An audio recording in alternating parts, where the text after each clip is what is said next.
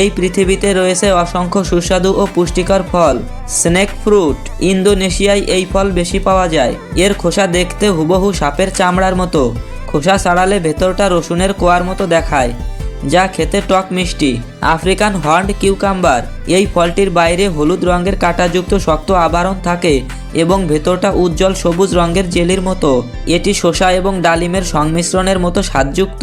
Miracle fruit, এটি একটি জাদুকরী ফল। এই ফলটি খাওয়ার পর আপনি যদি লেবু বা অন্য কোনো টক জিনিস খান, তবে সেটি আপনার কাছে অবিশ্বাস্যভাবে মিষ্টি লাগবে। বুদ্ধস হ্যান্ড, এই ফলটি দেখতে অনেকটা হাতের আঙ্গুলের মতো।